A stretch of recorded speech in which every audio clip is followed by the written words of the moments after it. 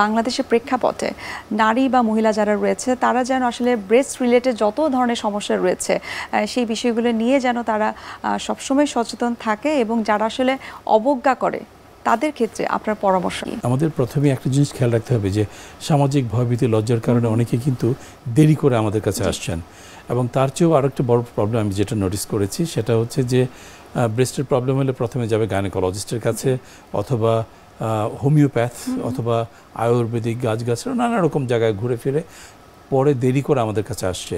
কিন্তু আমাদের এটা শিওর হতে হবে এটা কোনো অর্থোপেডিক প্রবলেম না, এটা কোনো কার্ডিয়াক প্রবলেম না, এটা কোনো গাইনোকোলজিক্যাল প্রবলেম না। ব্রেস্টের প্রবলেমের জন্য ব্রেস্ট সার্জন দেখানো উচিত। যদি ব্রেস্ট সার্জন অ্যাভেলেবল না থাকে অ্যাটলিস্ট একজন জেনারেল সার্জন যিনি কিনা ব্রেস্টের ব্যাপারে ইন্টারেস্ট রয়েছে তাকে দেখানো উচিত। সো কোথায় যাওয়াটা এবং শুরুতেই যাওয়াটা খুব ইম্পর্ট্যান্ট। এবং মাসিকে একবার হলো নিজেকে যদি আমরা হাত দিয়ে বুকটাকে পরীক্ষা করে দেখি এবং ব্রেস্টের কোনো ধরনের সমস্যা থাকে তাহলে যদি শুরুতেই আমরা ডক্টরের পরামর্শ নিই তাহলেও কিন্তু ভালো।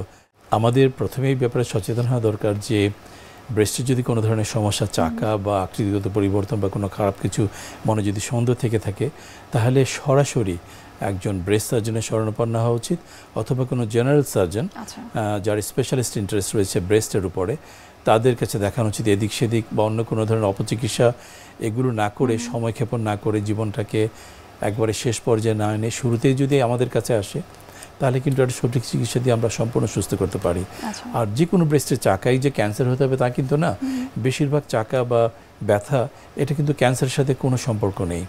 তারপরেও আমরা বসে থাকবো না, আমাদের নিজেদের ব্রেস্টের স্বার্থে, নিজেদের জীবনের স্বার্থে, পরিবারের স্বার্থে, দেশের স্বার্থে যে কোনো সমস্যা হলে যারা স্পেশালিস্ট তাদেরকে দেখানো উচিত।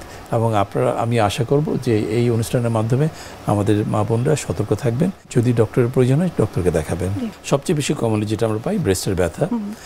আমি আগেই বলেছি যে যথাযথ রিঅ্যাসুরেন্স বা ভরসা দিলে পেশেন্টের, এবং তাকে বলা যে এটা আসলে ক্যান্সার না, এটা বলা মাত্র পেশেন্টের চেহারা চেঞ্জ হয়ে যায়।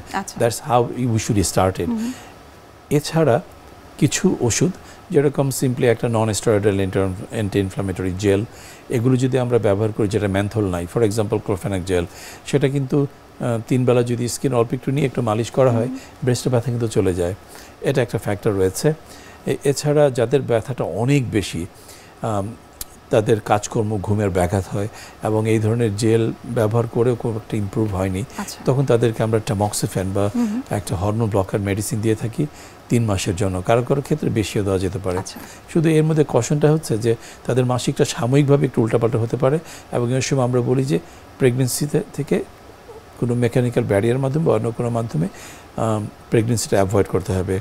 এবং বেশিরভাগ ক্ষেত্রে দেখা যায়, বিলাতেও যেটা আমরা দেখতে পেয়েছি, এই ট্যাবলেটের মাধ্যমে ব্রেস্টের ব্যথা বহুলাংশে লাঘব হয়ে যায়। এছাড়া আমি আগেই বলেছি যে অন্য কারণ যেগুলো রয়েছে, যেটা ব্রেস্টে না, ব্রেস্টের বাইরে, সেখানেও কিন্তু যদি দেখা যায় যে রক্ত পরীক্ষাতে ভিটামিন ডির অভাব রয়েছে, আমরা সেখানে ভিটামিন ডি সাপ্লিমেন্ট যদি এনাফ দিয়ে দিই এবং লেভেলটা আপ করে ফেলি তাহলেও কিন্তু পরিত্রাণ পাওয়া যায়। আর যারা ভারী কাজ বা যারা এক্সারসাইজ করছে না, হঠাৎ করে কোনো অকওয়ার্ড মুভমেন্টের কারণে মাসলটা স্প্রেন করেছে চেস্ট ওয়ালে, তখনও তারা আসবে আমাদের কাছে ব্রেস্টের ব্যথা নিয়ে। তাদেরকে যদি আমরা সিম্পলি কিছু স্ট্রং ব্যথার মেডিসিন দিই, রিঅ্যাসিওর করি, তাদের ব্যথা কিন্তু ভালো হয়ে যায়। আমরা এই ব্রেস্টের বিভিন্ন ধরনের সমস্যা নিয়ে এবং তার ট্রিটমেন্ট নিয়ে আরেকটু বিস্তারিত আপনার কাছ থেকে জানার চেষ্টা করব। এই পর্যায়ে আমরা দেখে নিচ্ছি স্বাস্থ্য প্রতিদিনের নিয়মিত আয়োজন, কি খাবেন কেন খাবেন, এই সেগমেন্টে। সুপ্রিয় দর্শক, আপনারা দেখছেন স্বাস্থ্য প্রতিদিন এই অনুষ্ঠানটি। এই পর্যায়ে দেখে নিচ্ছি বিভিন্ন খাদ্যের পুষ্টি গুণাগুণ নিয়ে আমাদের পুষ্টিবিদের পরামর্শ। কিডনি রোগ কিন্তু একটি ভয়ানক রোগ, যেটা আমরা বলে থাকি যে সাইলেন্ট কিলার। অনেক সময় অনেকেই বুঝতে পারেন না যে তার কিডনির সমস্যা দেখা দিয়েছে। মূলত যখন রক্তে সেরাম ক্রিটিনিনের মাত্রা বেড়ে যায় তখনই আমরা ধরে নিই যে কিডনির কার্যক্ষমতা কমে এসেছে। তার মানে এখন কিডনিকে আমাদের অনেক যত্নে লালন পালন করতে হবে।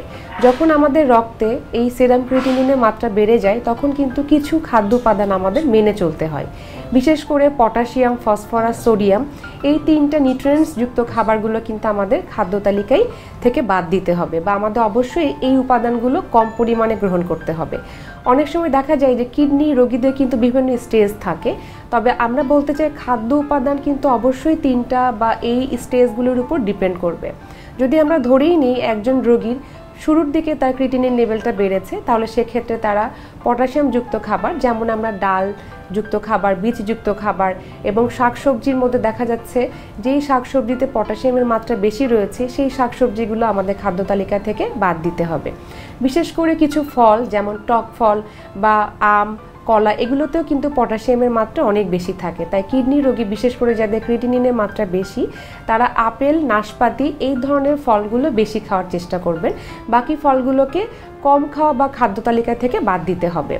এরপরে দুধ বা দুধ জাতীয় খাবার দেখা যাচ্ছে পটাশিয়াম, ফসফরাসের ব্যবহার বা উপাদান বেশি থাকার কারণে এগুলো কিন্তু আমাদের শরীরে কিডনি রোগীর জন্য প্রভাব ফেলতে পারে। তাই কিডনি রোগীর জন্য দুধ বা দুধের তৈরি যে কোনো খাবার বর্জন করা উচিত।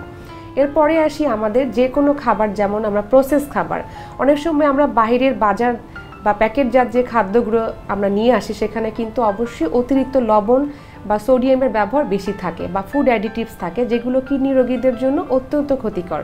তাই অতিরিক্ত লবণ বা সোডিয়ামযুক্ত খাবার খাদ্য তালিকা থেকে কিডনি রোগীদের বর্জন করতে হবে। কিডনি রোগীদের জন্য সবচেয়ে বেশি ভালো যে খাবারগুলো আমরা বলে থাকি, সহজে হজম হয়, যেমন আমাদের কার্বোহাইড্রেটের মধ্যে আমরা চাল, সুজি খাবার, গমের খাবার ইত্যাদি কিন্তু আমরা রাখতে পারি। এবং সবজির মধ্যে কিন্তু লাউ, ঝিঙা, চিচিঙ্গা এই জাতীয় পানিযুক্ত যে সবজিগুলো রয়েছে সেগুলো খাদ্য তালিকায় রাখা। আর ফলের মধ্যে আমরা আপেল, নাশপাতি এগুলো কিন্তু বেশি প্রয়োজনীয়। তো কিডনি রোগীকে অবশ্যই আমরা এই ধরনের খাবারগুলোকে তার পরিমিত খাবারের মধ্যে রাখতে হবে। এরপরে আসি আমরা আমিষ গ্রহণের মাত্রা। কিডনি রোগীদের কিন্তু আমিষ গ্রহণের মাত্রা একটু ভিন্ন হয়ে থাকে তার স্টেজ অনুযায়ী।